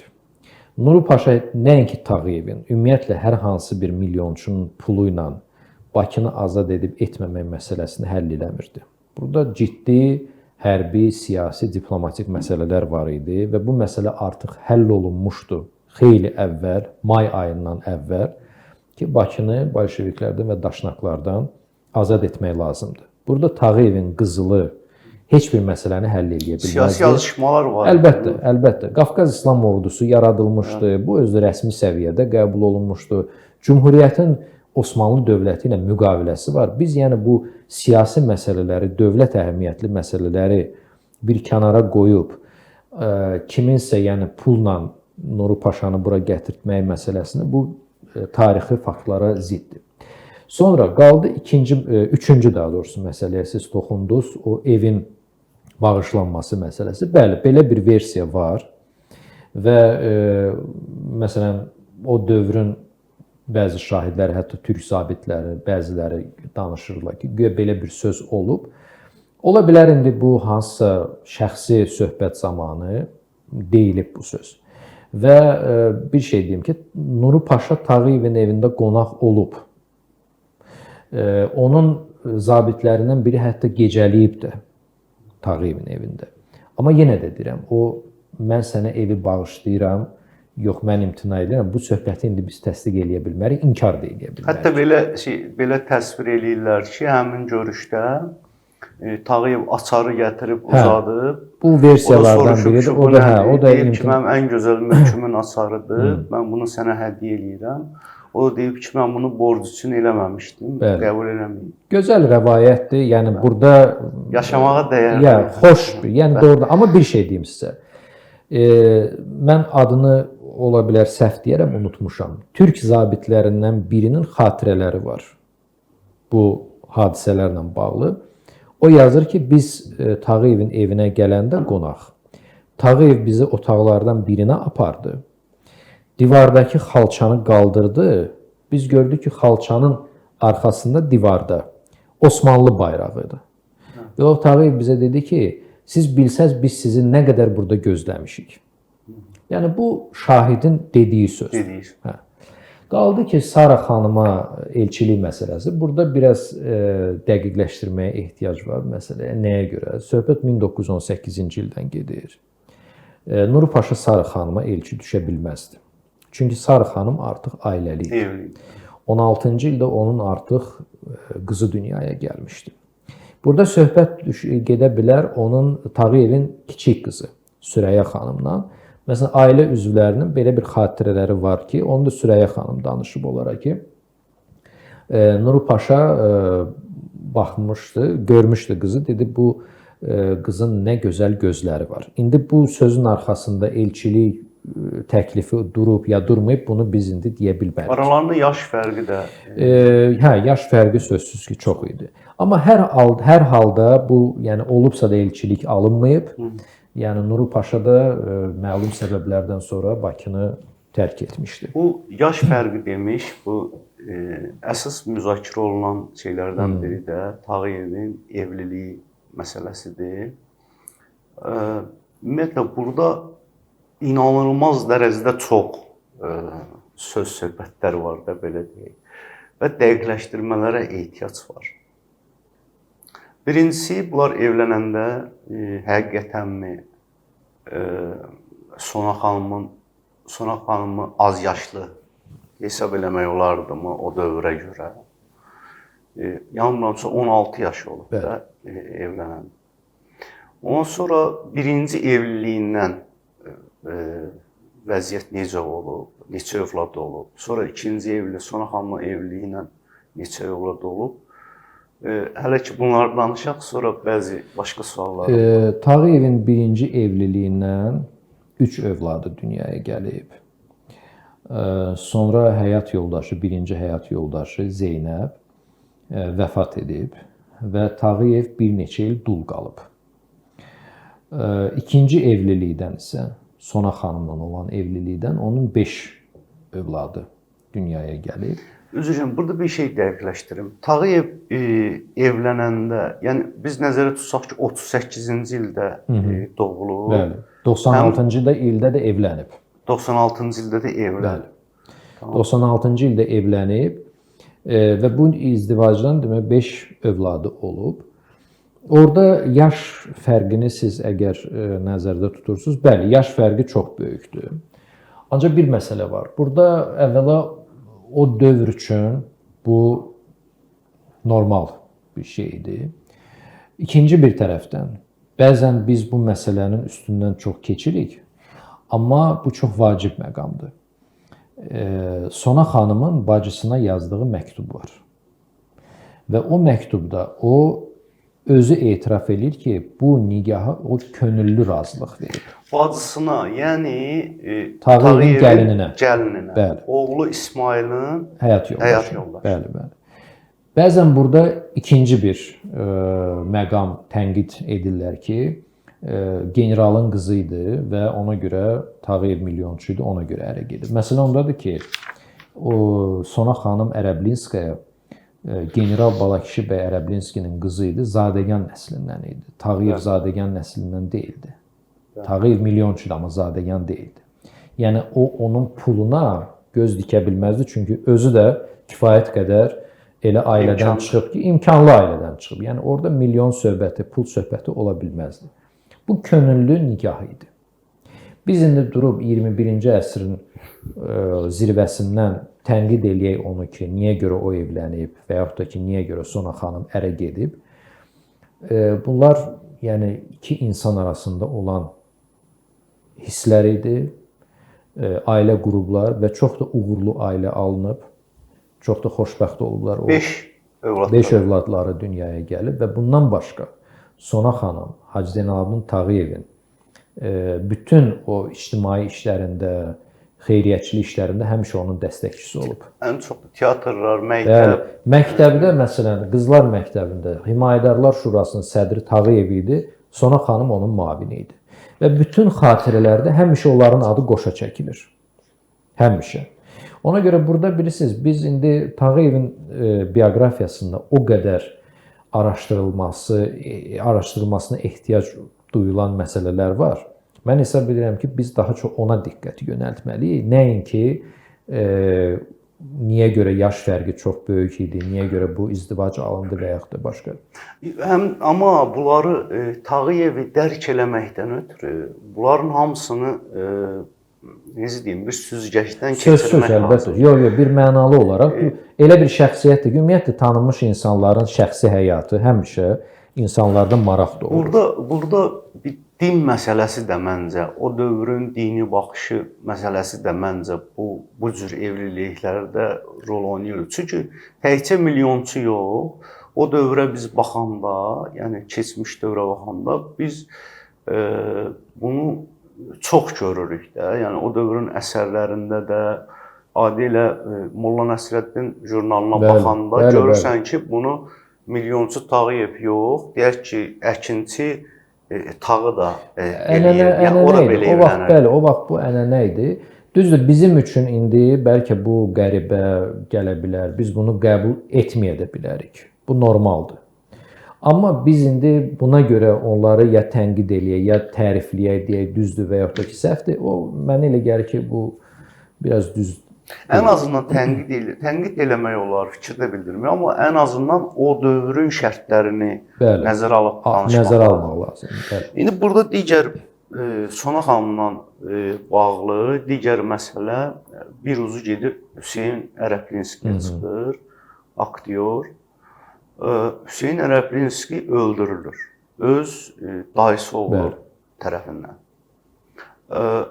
Hətta bir dəfə də o evindəki güllə, divardakı güllə deşiyini göstərib öz iş yoldaşına deyib ki, bəs dayım oğlu məni vurmaq istəyirdi, amma yəni əvvəldən aralarında bir münaqişə olub. O dövrün sənədləri də göstərir ki, bu dayısı oğlu tərəfindən öldürülüb, amma sonra vəziyyət biraz dəyişir. Yəni bu dayısı oğlunu demək olar ki, həmin dövrün bütün ictimai siyasi xadimlərinin, yazarlarının, alimlərinin belə deyək, müraciətlərinə baxmayaraq bir müddət sonra bunun dayısı oğlunu buraxırlar həbsdən. Bu da şübhələr yaratmağa başlayır ki, necə olur ki, bu qədər etirazlara baxmayaraq bu buraxıldı. Və burada bir də digər bir məsələ var. Bu Hüseyn Mala Xələfov. Hüseyn Ərəblinskinin adı Hüseyn Mala Xələfov.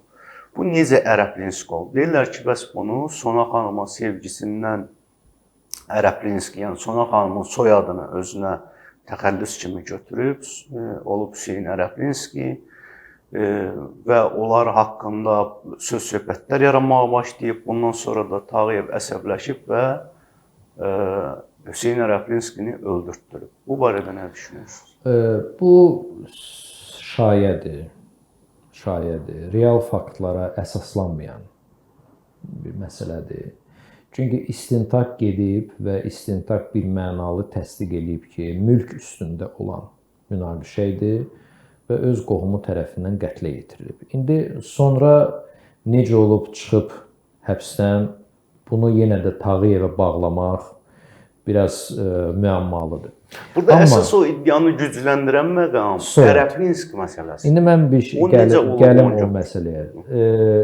Hüseyn Xələfov o soyadı götürəndə özünə, təxəllüsü daha doğrusu götürəndə özünə, Sona xanım artıq çoxdan Ərəblinskiyə deyildi.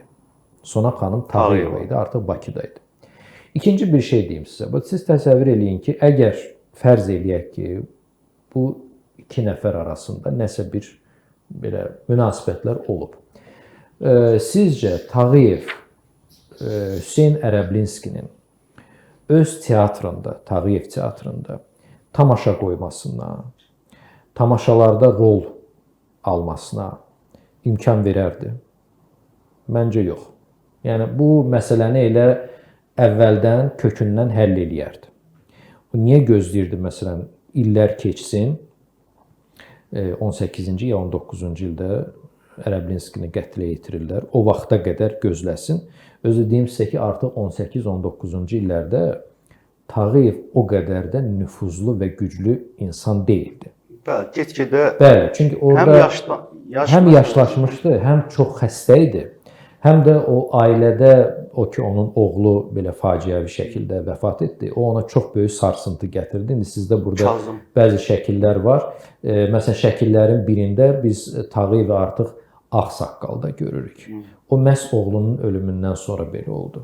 Çox düşdü. Həm də arada indi o dövrün fotoaparatları təbii ki, yəni indiki qədər dəqiq deyildi, amma o az imkanla çəkilən fotolara belə görəndə baxırsan ki, çox qısa zaman aralığı var, amma Hacının görünüşündə kəskin fərq var. Yəni oğlunun ölümündən, oğlu Kazımın ölümündən əvvəlki görüntüləri, bir də ölümündən sonraki görüntü. Bəli.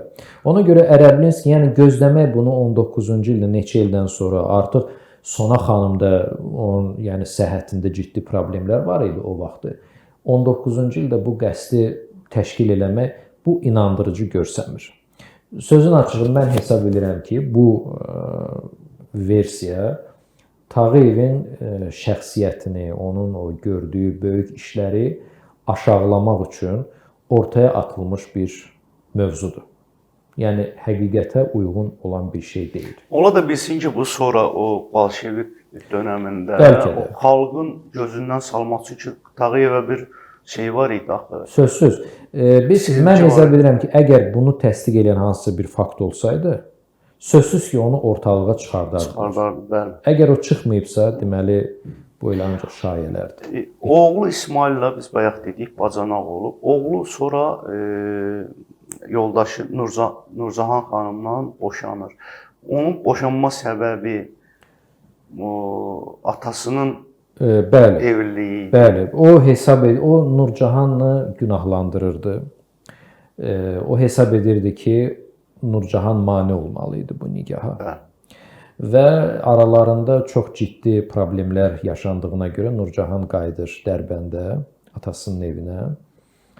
İsmail də qalır Bakıda yaşayır, bir müddət Tiflisdə yaşayır.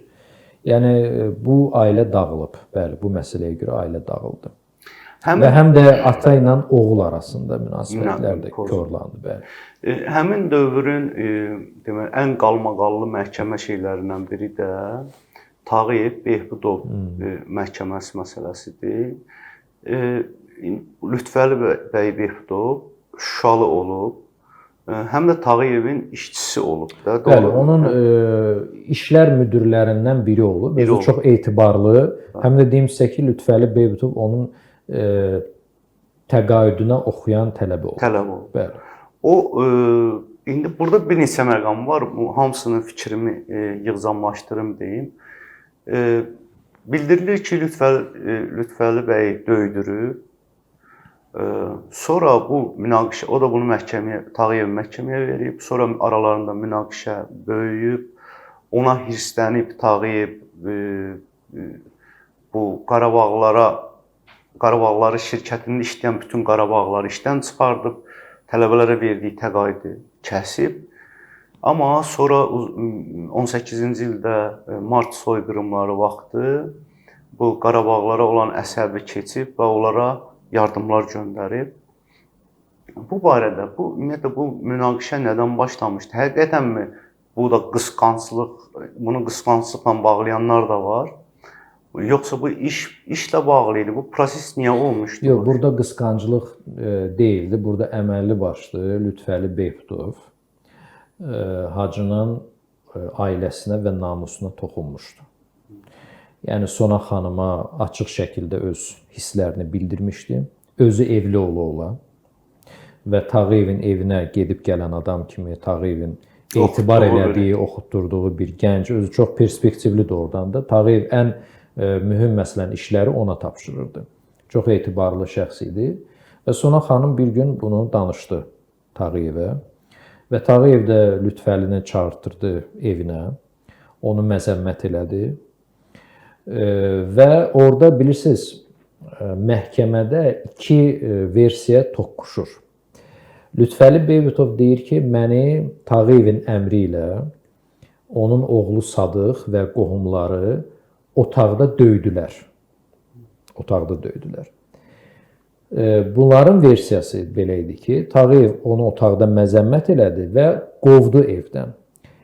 Qovandan sonra Lütfəli Beybutov ki, pilləkənlərlə düşürdü. Tağıyevin qardaşı oğlanları pilləkənin üstündə Lütfəli Beybutovu başladılar döyməyə. Və Tağıyev də sonra çıxıb bunu görəndən sonra acıqlanır onlara, deyir ki, dəyməyin ona. Yəni indi hansı doğrudur, biz bunu deyə bilmirik. Lütfəli Beybutov deyir ki, Tağıyevin əmri ilə məni döydülər.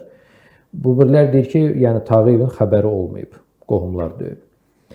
Bu hadisədən bir ay keçir, Lütfəli Beybutov məhkəməyə verir ki, mənə qarşı orada zorakılıq törədilib. Sözsüz təsəvvür edirsiniz də Tağıyev kimi bir adamın adı hallanır məhkəmədə.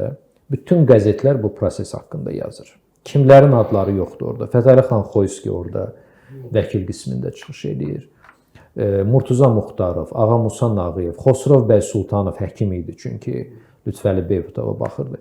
Çox tanınmış adlar var orada. Bu ümumiyyətlə məhkəmə ayrı bir tarixdir də, bu haqda çox danışmaq olar. Sonda məhkəmə qərar çıxardır ki, Tağıyev və onun qohumları günahkardır. Onlar doğrudan da zorakılıq törədiblər. Tağıyevə 2 il yarım iş kəsilir. Bütün dövlət təltiflərindən məhrum edilir və həbsə getməlidir. Bu zaman deməli bu sözsüz ki, böyük əks-səda doğurur ki, Tağıyev kimi şəxsiyyət və Qafqaz canişini demək imperatora məktub yazır. Yazır ki, belə işlərə görə Qafqaz ümumiyyətlə müsəlman cəmiyyətində hələ Lütfəli Beybutovu döyüblərsə o şükür eləməlidir.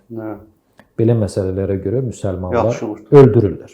Yəni bu namus məsələsidir. Burada hələ canını yaxşı qurtarır və canişin yazır ki, biz belə sərt qərarı verməklə Tağıyevi itirə bilərik. Belə bir nüfuzlu insanı itirə bilərik. Çünki o bizə müsəlmanları təsir etmək üçün bir böyük fiqurdur. Müsəlmanlar bunu başa düşməzdir. Və imperator da onun yəni ixtiyarı var idi. Bu hökmü ləğv edir. Məhkəmənin hökmünü ləğv edir və Tağıyevə iş kəsilmir. Amma müəyyən məbləğdə orada deməli verir. Cərimə belə deyək də, cərimə verir və azad olunur. O məsələ bununla bu cür bitir. Sonra artıq Beybutovla Tağıyevin münasibətləri olmur, əlaqələr kəsilir. Qaldı ki, Qarabağlıları işdən çıxartmağa. Əbdürrəhim bəy Haqverdiyev öz xatirələrində bunu yazır. Çünki onu da çıxartmışdılar. O da işləyirdi Tağıyevin hansısa firmasında. Ola bilər indi insandır, onun hansısa bir belə emosional yanaşması olmuşdu. Amma deyim sizə ki, Tağıyevin Qarabağlılara çox böyük dəstəyi olub 1905-6-cı illərdə. Düzdür, bu məhkəmədən xeyli əvvəl olub. Tağıyevdə ümumiyyətlə Azərbaycanlıları bölgələrə bölmək məsələsi olmayıb. Üzeyir bəy də Qarabağlı idi və bu məhkəməyə baxmayaraq Üzeyir bəyin bütün əsərləri Tağıyevin teatrında oynanılırdı. Üzeyir bəyə Hacı Zeynalabdin təzyiq göstərdiyi ilə bağlı, hətta Üzeyir bəyin buna görə bir müddət İranda köçüb İranda yaşaması ilə bağlı fikirlər də səsləndirilir.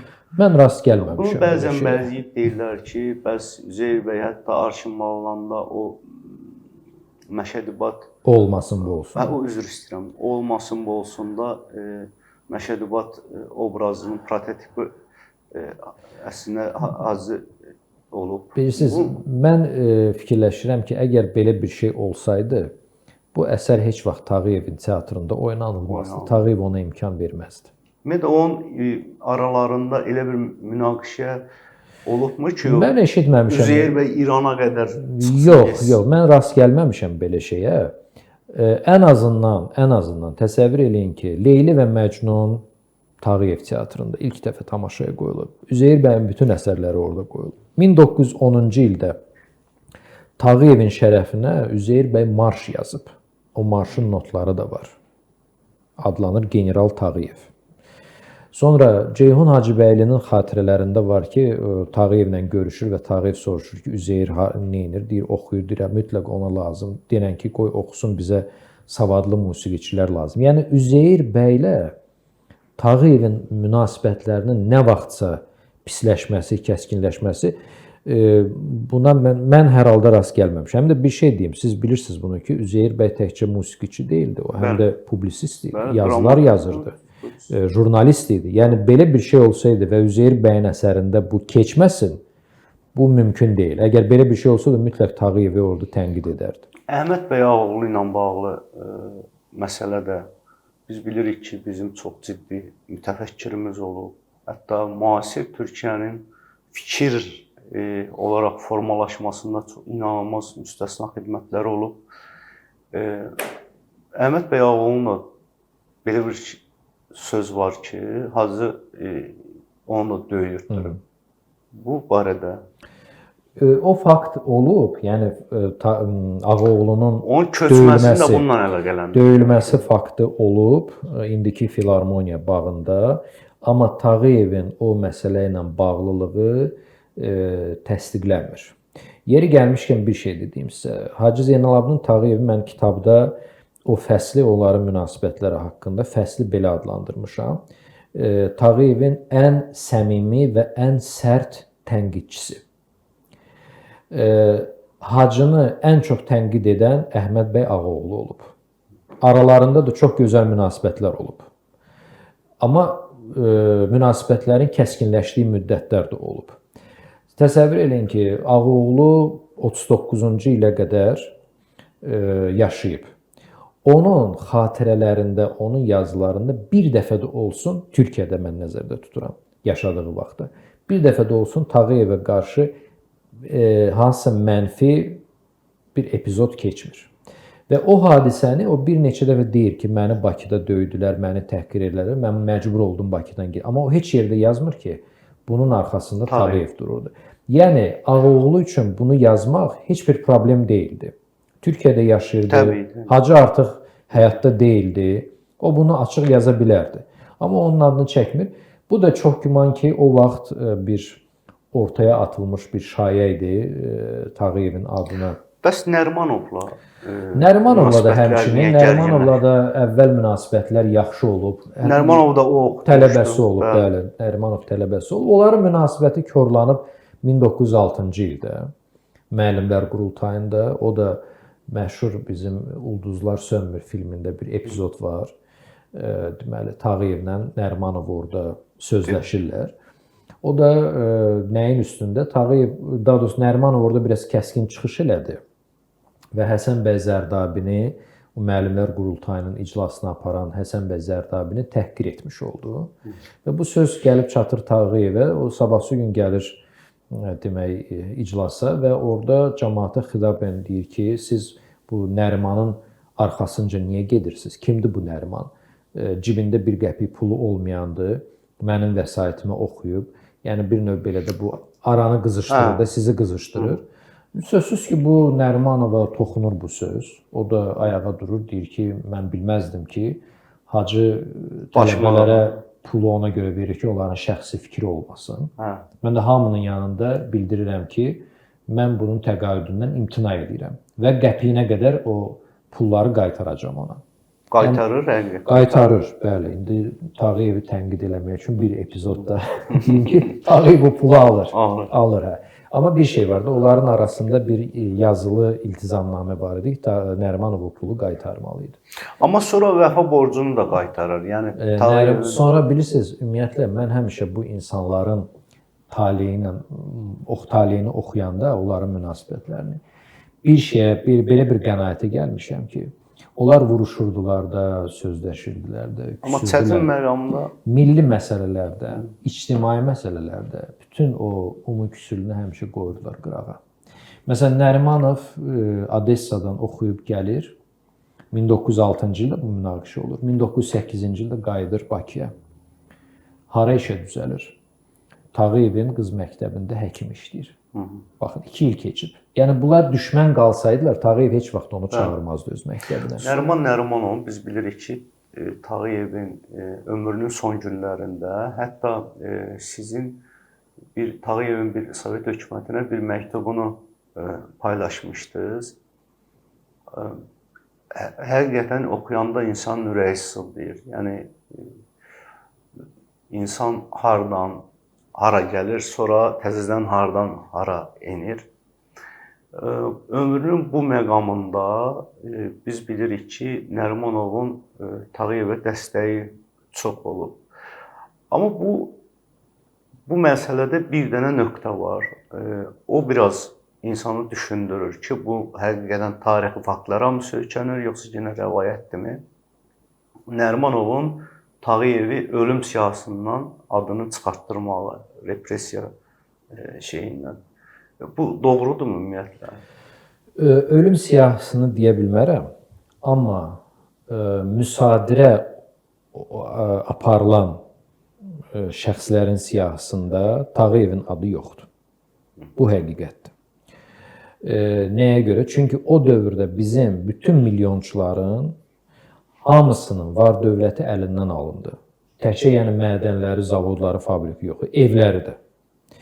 O siyahıda yalnız Tağıyev yoxdur. Onun hər şey əlindən alındı, amma Mərdəkandakı bağ evi saxlanıldı. O bağ evi axıra qədər qalır və Hacı orada 24-cü ildə orada vəfat edir. Və yeri gəlmişkən siz o məktuba toxundunuz. Deməli ona ev də veriblər şəhərdə. Bəli. O binadan çıxartdılar, yaşadığı mülkdən çıxartdılar, amma ev verdilər. Yəni bunu mən təsdiq eləyə bilərəm ki, güllələnməni deyə bilmərəm. Çünki biz o güllələnmə siyahılarını heç kim görməyib. Amma o müsadirəyə məruz qalan insanlar arasında, milyonçular arasında Tağıyevin adı yoxdur. Bu da sözsüz bir mənalı olaraq Nərimanovun xidmətidir. Nərimanov olmasaydı Tağıyevi də ya məsələn o məcbur olardı buradan qaçsın, ya da məsələn Murtuza Muxtarov özünü güllələdi, indi Tağıyev də ola bilər ki. Deyir ki, hətta orada belə bir fikirlər var ki, Nərimanov Mərkəzi Komitəyə məktub yazır ki, əgər siz Tağıyevə nəsə eləsəniz, bu çox ciddi narazılığa səbəb olar. Çünki Bakıda fəhlə sinifi, kəndlilər Tağıyevi çox sevirlər, onu bir ağsaqqal kimi qəbul edirlər və bundan sonra fikirlərini dəyişirlər, Tağıyevi öldürtürlər. Nərimanovun bilirsiniz, Tağıyev Sovet hökumətinə lazımlı adam idi. Yəni onu öldürməklə Sovet hökuməti heç nə qazanmazdı. Zaten həm də yaşlı adamdır. Amma sağ qalmağı onlara sərf eləyərdi. Nəyə görə? İndi mən sizə deyim. 1921-ci ildə Sovet hökuməti yeni iqtisadi siyasəti elan edir və orada görürlər ki, acından ölür ölkə, iqtisadiyyat dağılıb və qərara gəlirlər ki, gəlin biz xarici şirkətləri bura dəvət eləyək, kreditlər alaq. Və Tağıyev bunlara təklif eləyir ki, sizə kredit verməzlər, amma mənə verərlər. İmkan verin, mən xarici şirkətlərlə tanışları çoxdur, yəni onun nüfuzu çoxdur da. Bax, orada Nərimanov məktub yazır ki, xaricilər bizə kredit verməyəcəklər, amma Tağıyevə verərlər. Gəlin biz onun təklifini qəbul eləyək, razılaşaq. Sovet hökuməti razılaşmır, imtina edir, görünür, qorxurlar, yəni bu biraz onların nüfuzuna da həm də ziyandır. Yəni bizə kredit vermirlər, amma yaşlı bir adama, özdəki bu artıq milyonçu da deyil axı, heç kimdir. Adi sıravi vətəndaşdır, ona amma kredit verirlər. Ona görə belə bir faktın özü maraqlıdır ki, bu insan artıq həyatda bütün mövqeləri itirib. Yəni maddi imkanları yoxdur, yəni heç nəyi yoxdur, bir bağ evi var. Amma buna baxmayaraq nüfuzu güclüdür. Yəni onunla hesablaşırlar.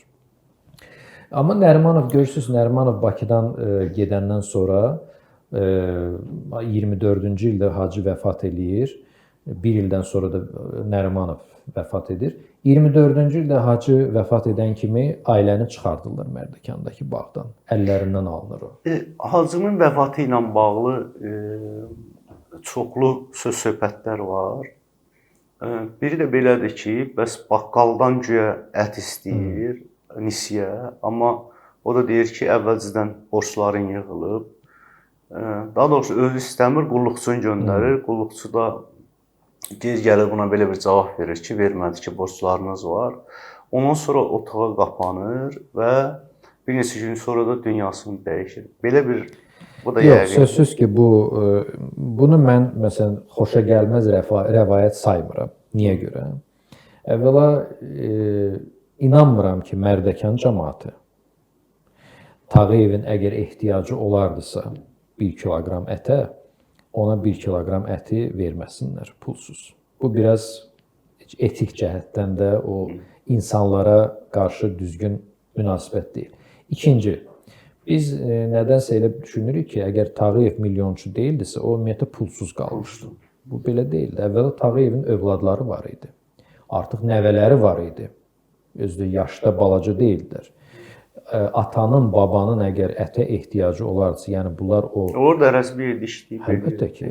Həm də ki, siz təsəvvür edin ki, Tağıyev artıq heç nəyi olmaya öz qulluqçularından birinə qızıl saat bağışlamışdı. Qızıl saat bağışlayan adam 1 kiloqram əti almaya bilər, yəni bu qədər imkansız ola bilərmi? Bu rəvayətdir və inandırıcı gəlmir. Həmin dövrdə bu sərt qaydalar ki, dəyişdi, mülklər ki, əllərindən alınırdı. Bu zaten əvvəldən proses ona doğru gedirdi. Hacı da bunun fərqində idi. Çünki bunun öz sahibi olduğu belə deyək, şirkətlər deyək, onlarda da belə fəhlə sinifi tədricən təşkilatlanırdı, ayağa qalxırdı. Təbii ki, bunlardan Hacının da məlumatı olurdu. Olan məqsədi, məramı nədir, bunları da bilirdi, güclərini də bilirdi. Bəs niyə qaçmadı ölkədən? Mal mülkünü xilas edib niyə qaçmadı? Maraqlı sualdır. Bunu mən onun ailə üzvlərinə vermişəm və onlar deyir ki, biz bu sualı vermişik Tağıyevin övladlarına, soruşublar. Onlar inanmırdılar ki, Sovet hökuməti burada çox qalacaq. Əmin idilər ki, bolşeviklərin hakimiyyəti bir neçə il davam edəcək. Ondan sonra bunlar qalmazlar burada. Və gedəndən sonra da hər şey əvvəlki kimi olacaq. Yəni mülklər də qayıdacaq, fabriklər, zavodlar və s. Bu ancaq onun ilə qaynaqlanır. Onlar bolşeviklərin hakimiyyətinin uzun ömürlülüyünə inanmırdılar. Çünki kim idi bu hakimiyyətə gələnlər? Bəs heç bir təcrübəsi olmayan, bəziləri heç orta məktəbi oxumayan Azərbaycan rəhbərliyinə baxsaq biz o vaxtı, çoxsu heç məktəb oxumamış adamlar idi, savadsız adamlar idi. Stalinin özü deyil. Bəli. Ona görə hamı inanırdı ki, bu 1 il, 2 il, uzaqbaşı 4 il çəkər, bundan sonra bunlar gedəcəklər burada. Bəs xaricdəki mülkləri var idimi? Onlar necə? Yox, xaricdə onun mülkü olmayıb. Pulu var idi. Pullar hamısı yerli banklarda olub. Fransada, İngiltərədə, bunlar hamısı söz-söhbətdir. Yox, söz-söhbətdir. Buradakı, yəni banklarda onun hesabları olub. O pullar da keçib Sovet hökumətinə. Bəli, hamısı Sovetə keçib. Mülklər, elə onun mülkləri nə qədər mülkü var idisə, elə o banklardakı hesablardan qat-qat çox idi. Baha idi. Bir məqalədə belə bir cümlələr oxudum. Hacının ölümündən 14 il sonra 1938-ci ilin soyuq qış günlərinin birində küçədə orta yaşlı bir qadın meyidi tapıldı. Ovcunda bir parça quru çörək var idi. Bu general Balakişi bəy Ərəblinskinin qızı Hacı Zeynalabdin Tağıyevin həyat yoldaşı Sona xanım. Bu doğrudur, küçədə o cür tapıldı. Bəli, bəli, çox acınacaqlı bir halda, çünki ev alınmışdı əllərindən. Həm də Sona xanım bu dövrdə artıq çox... Sovet hökumətinin verdiyi ev də alınmışdı. Yox, o da alınmışdı, bəli. Sona xanım övladları ilə qalırdı. Həm də deyim sizə ki, Sona xanım 18-ci ildən sonra çox ağır mənəvi sarsıntı keçirdi. deməli oğlu faciəli vəfat edəndən sonra psixi problemləri var idi onun və doğrudan da o təsvir olunan hadisə baş verdi və onu Çəmbərəkənd qəbirstanlığında basdırdılar. Sonra da bilirsiniz oranı partlatdılar, Kirov parkı falan salındı və təəssüflər olsun ki, onun məzarı bilinmir hardadır. Məzarı bilinmir hardadır. Daşındı oradakı məzarlar, yoxsa elə məlum üstündə? Deyil. Çox güman ki, elə üstündən o park salındı, heç oradan da götürülməyib. Çünki ailə üzvlərindən heç kim, əgər daşınıbsa da təzə yerini heç kim bilmir. Fərhad müəllim, çox sağ olun, sizi yorduq. Həm bu istiqamətdə fəaliyyətinizə görə sizə təşəkkür edirik. Bu həqiqətləri yazdığınıza görə, araşdırdığınıza görə minnətdarıq. Həm də bizə bu qədər vaxt ayırdığınıza görə təşəkkür edirik. Əziz tamaşaçılar, həm də onu qeyd eləyək ki, Fərhad Cabbarovun son əsəri Səxavət dünyasının sərvəri Hacı Zeynalabdin Tağıyevlə bağlıdır, onun fəaliyyəti ilə bağlıdır. Kitab hazırda satışdadır. Tağıyev şəxsiyyəti belədir ki, onunla bağlı yüzlərlə sual insanın ağlına gəlir. Biz bu sualların hamısını bu verilişimizdə əhatə edə bilmədik. Ona görə də bu sualların cavabını tapmaq istəyənlər mütləq bu adını çəkdiyimiz kitabdan, Səxavət dünyasının sərvəri kitabından suallarına cavab axtarıb tapa bilərlər. Sağ olun.